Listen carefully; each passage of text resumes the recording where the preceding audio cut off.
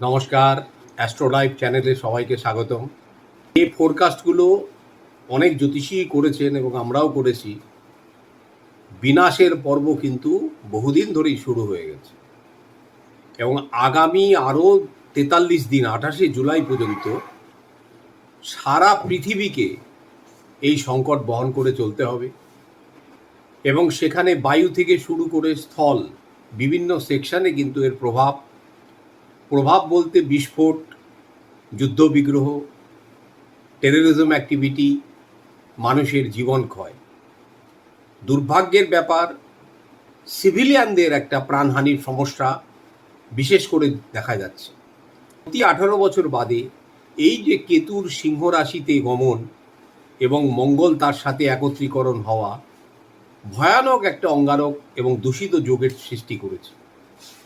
এক তো রাহু বায়ু রাশিতে, আর কেতু অগ্নি রাশিতে মঙ্গল, এবং ফায়ার এলিমেন্ট এতই সক্রিয়, সমস্ত কটা দেখবেন ফায়ার এলিমেন্ট একত্রিত হয়ে আছে এবং এর প্রভাবেই কিন্তু বিভিন্ন রকম সংকট আগামী এই ৪৪-৪৫ দিনে সারা পৃথিবী দেখতে চলেছে।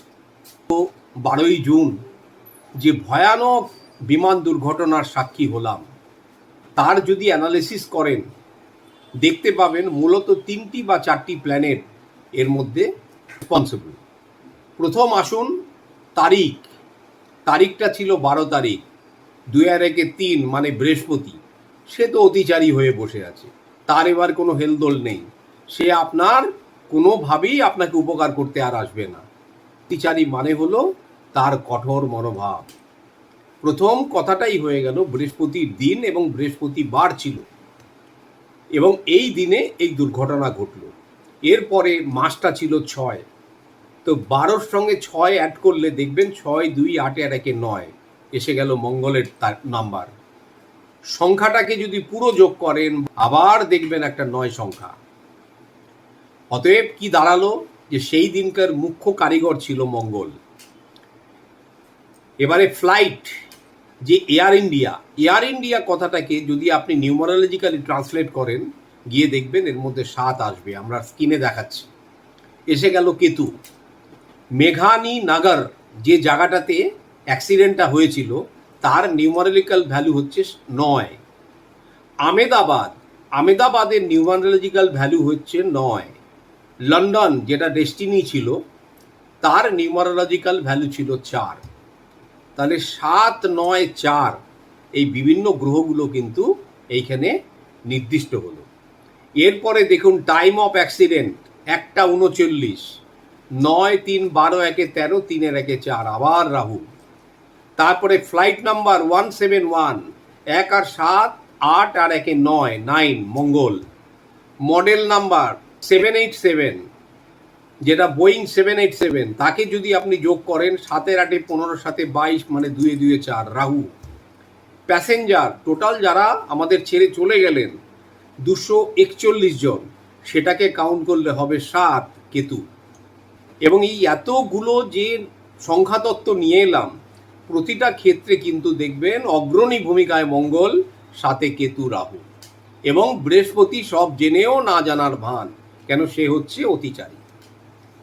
যাদের জন্ম তারিখ 7, জন্ম মূলাঙ্কর কথা বলছি, 7 এবং 9, তারা বিশেষ সতর্কতা অবলম্বন করবেন। যেমন কারো 7 হতে পারে, 16 হতে পারে, 25 হতে পারে, এই রকম আর কি।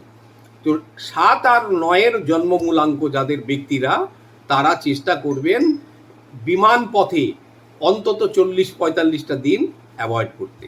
বিশেষ করে যাদের 9 হতে পারে, 18 হতে পারে, 27 হতে পারে, এই জাতীয় মানুষেরাও বায়ুপথ বর্জন করবেন কিছু দিনের জন্য।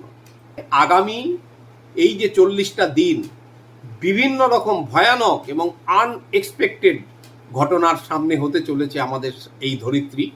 অতএব কী কারণে হচ্ছে সেগুলোর পেছনে দেখবেন সব কটার পেছনে লুকিয়ে আছে কেতু।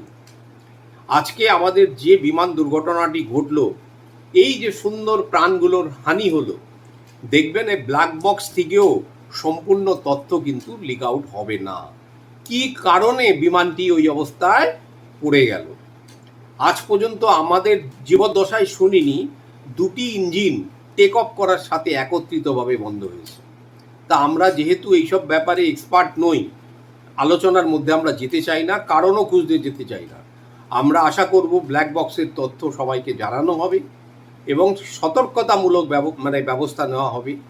বিশেষ করে আমরা এয়ার ইন্ডিয়াকে অনুরোধ করব যে আপনাদের যত এয়ারক্রাফট আছে এগুলোকে ভালো করে চেক করুন।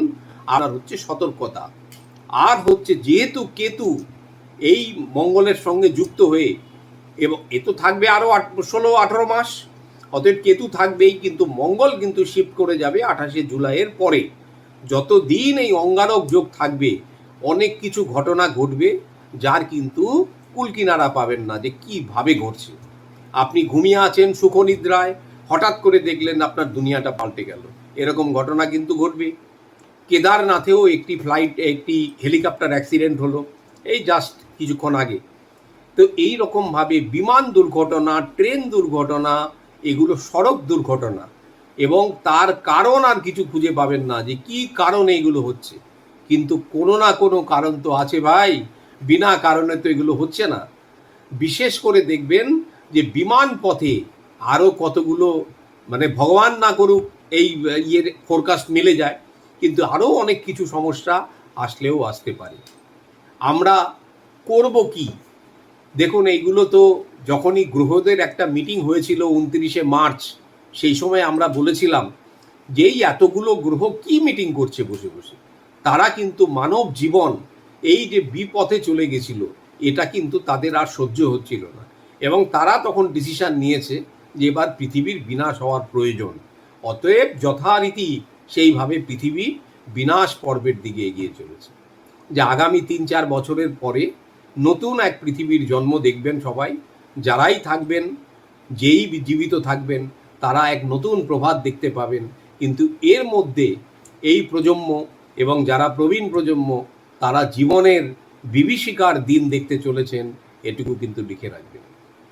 রাশিয়া ইউক্রেন যুদ্ধ শুরু হয়ে গেল, ইরান ইসরায়েল শুরু হয়ে গেল, মাঝখানে কিছুদিন সিজফায়ার ছিল, এবং আমাদের দুই পড়শি দেশ, তাদেরকে কোনোভাবে বিশ্বাস করার জায়গাতে তারা নেই, কোন দিন কী করবে কিছু জানে না।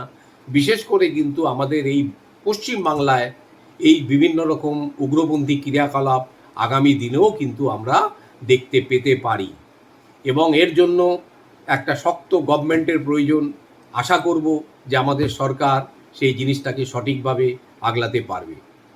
আমাদের ভারতবর্ষের অবস্থা, রাজারও কিন্তু খুব কষ্টকর দিন যাচ্ছে, কারণ হচ্ছে যে রাজার ওপরে বিভিন্ন রকম গ্রহগুলোর কুনজর, কোনো কানেকশান, আজকে প্ল্যানেটারি কানেকশান ভালো অবস্থায় নেই। প্রত্যেকটা আপনি রাহু থেকে শুরু করে রাহু, কেতু, বৃহস্পতি যে সাধারণত রেস্কিউ করে মানুষকে, সে কিন্তু আজকে অতিচারী হয়ে তার কিন্তু ওই রেস্কিউ করার যে নেচারটা, সেই নেচার থেকে সে বেরিয়ে এসছে। তা আমাদের যে বাঁচাবে, যে যাকে আমরা গুরু বলি, যে আমাদের রেস্কিউ করবে, সে কিন্তু আজ আর আমাদের সাথে নেই। এবং যখন ওই ম্যালিফিক প্ল্যানেটসরা যখনই কোনো ক্ষতি করতে যায়, তখন একমাত্র সহায় থাকে বৃহস্পতি, এবং যার বৃহস্পতি সহায় থাকে তাকে কিছু করতে পারে না। কিন্তু আজকের দিনে দাঁড়িয়ে বলছি, বৃহস্পতি কিন্তু আজ আগামী 4 বছরও আমাদের সহায় থাকবে না। তার এই অতিচারী ভূমিকার জন্য সমস্ত প্ল্যানেটগুলো কিন্তু যে যার নির্বিচারে ধ্বংস করে যাবে এবং মানব জীবনকে স্তব্ধ করার দিকে এগিয়ে যাবে। বাঁচার পথ একমাত্র ঈশ্বর সাধনা, এবং যারা শিব শক্তিকে বিশ্বাস করেন অবশ্যই রুদ্রাক্ষ, শিবলিঙ্গ এবং হনুমান চালিসা। গোল্ডেন রুল বলে যাচ্ছি, খালি পায়ে যে কোনো হনুমানজির মন্দিরে শনিবার মঙ্গলবার যান, খালি পায়ে যান এবং হনুমান চালিসাটা ওইখানে দাঁড়িয়ে পাঠ করুন, আর তার পায়ের একটুখানি সিঁদুর কপালে ধারণ করুন। হনুমানজিকে নিজেকে আপন করে নিন, প্রভু শ্রীরামের নাম নিন। আপনার জীবনে কিছু পরিবর্তন আসার হয়তো আসতে পারে। বাড়িতে যাদের শিবলিঙ্গ আছে, অতি অবশ্যই শিবশঙ্করকে জল দেবেন আর ভগবান শিবশঙ্করের নাম নেবেন। শুধুমাত্র ঈশ্বর সাধনা করে আপনি ভালো থাকতে পারেন। নমস্কার, ওম নমঃ শিবায়। সবাই ভালো থাকুন।